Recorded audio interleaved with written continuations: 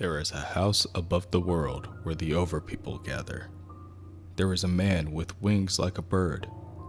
There is a man who can see across the planet and wring diamonds from coal. There is a man who moves so fast that his life is an endless gallery of statues. In the house above the world, the overpeople gather and sit and listen. They listen to a dry, mad voice that whispers of Earth death. Woodrow will over-oxidize the planet. First, the children, elderly, and weak will die. Then the rest will fall in suit. Today is the day that the Justice League loses. Our heroes cannot believe the insanity. And insane is the right word.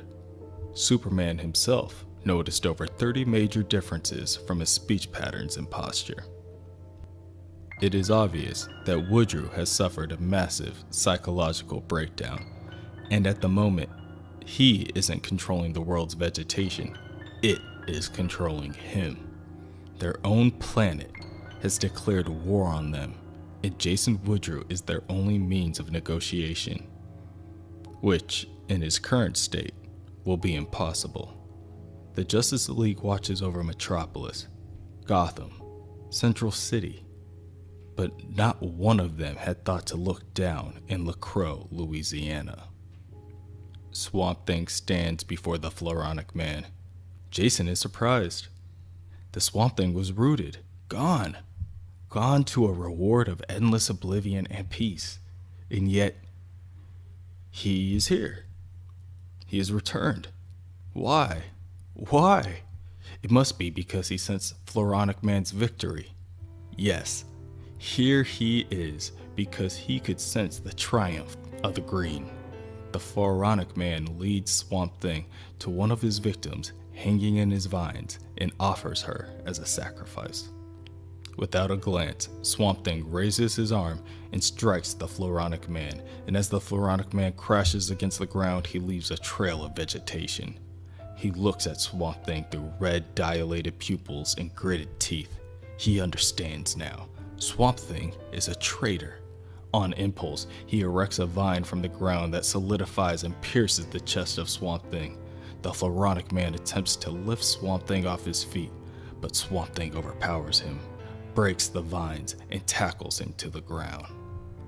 In the Watchtower, the Justice League stands at an impasse. The Green Lantern cannot even reach out to Oa to help solve this problem that they are facing now. Earth's undersea situation seems to be going far worse than above ground. The oxidation of the sea is proving to be quite difficult for life to deal with. Perhaps Firestorm could rebalance the oxygen level himself. Superman could count how many molecules make up the Earth's atmosphere if someone asked him, but it would still prove to be too difficult. Not even Raven, the empath, can negotiate with the Earth. Woodrow has lost every battle so far, but he is winning the war. He once again gets the better of Swamp Thing, because once again, he is underestimated. This is a lesson to be learned to all, to never underestimate an opponent. Like a southern native, whose town you just tore down, with nothing more than a laugh. The man lifts a chainsaw and charges at Woodrow, but Woodrow just laughs. And he carries a symbol. Yes, it is the same symbol that the movie industry has canonized. Horror movies have often depicted people being mowed down by such instruments. The idea of doing to humans what humans do each day to trees by the thousands must truly be terrifying. He sees a shocked Abigail and walks over to her with a roaring chainsaw. He tells her to close her eyes and say timber. As he prepares to strike, Swamp Thing grabs him by the arm and breaks it. Why? Why does Swamp Thing keep coming back to hurt him? Woodrow is here to help the Green. They are both on the same side. Swamp Thing looks at the man before him and tells him that he is no friend of the Green. He is hurting the Green. This destruction is not the way of the wilderness. It is the way of man. The Green would never conceive of this madness. Swamp Thing questions Woodrow. If all of the life on Earth that breathes oxygen dies, then who will be left to breathe out the gases that they need to survive? And just like that, Jason can no longer feel the steaming, fertile presence of Africa within his mind, or that of New Zealand, or Japan, or Wyoming, or Carolina.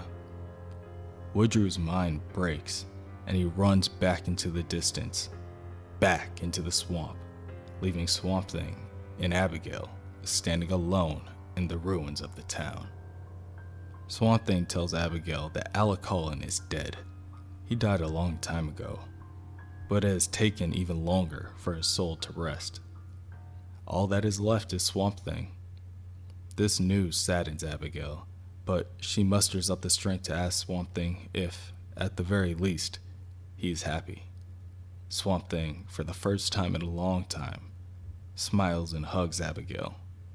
Yes, he is happy, and if she ever needs him, she will always know where to look.